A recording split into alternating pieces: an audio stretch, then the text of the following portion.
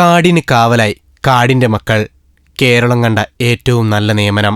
670 പേർക്ക് സ്ഥിരജോലി. കാടിന്റെ സുരക്ഷ ഇനി ഈ കൈകളിൽ സുരക്ഷിതമായിരിക്കും. സംസ്ഥാനത്തെ വനാന്തരങ്ങളിൽ വാച്ചർമാരായി ഇനി ആദിവാസികളുണ്ടാകും. കാട്ടിൽ ജീവിച്ച് പഠിച്ച അറിവിനൊപ്പം ആയുധവിദ്യയും GPS-ന്റെ ഉപയോഗവും ക്യാമറ സെറ്റിംഗും തുടങ്ങി ആധുനിക പാഠങ്ങളും പരിശീലിച്ചാണ് ഇവർ കാട് കാക്കാൻ ഇറങ്ങുന്നത്. 3 മാസം നീണ്ട പരിശീലനമാണ് 670 പേർക്ക് നൽകിയത്. 20 സ്ത്രീകളടക്കം 70 പേരുടെ പാസിംഗ് ഔട്ട് പരേഡ് കഴിഞ്ഞ ദിവസം കോട്ടൂരിൽ നടന്നു. കരാറടിസ്ഥാനത്തിൽ ആദിവാസികളെ ഗാർഡുമാരെ ഇതിനു മുൻപ് നിയമിച്ചിട്ടുണ്ടെങ്കിലും പരിശീലനത്തോടെ സ്ഥിരനിയമനം നൽകുന്നത് ആദ്യമായാണ്. കാടിനെ നന്നായി അറിയാവുന്നവർ എത്തുന്നത് വനസംരക്ഷണത്തിന് ഗുണകരമാകുമെന്ന വിലയിരുത്തലിലാണ് വനം വകുപ്പ് ഈ പദ്ധതി തുടങ്ങിയത്. ഉൾപ്രദേശങ്ങളിലെ ആദിവാസി കോളനികളിൽ ഉള്ളവരാണ് ഇതിൽ പലരും. നിയമനം ലഭിച്ചവർ അതത് പ്രദേശത്തെ ഫോറസ്റ്റ് ഓഫീസുകളിൽ സേവനമനുഷ്ഠിക്കും.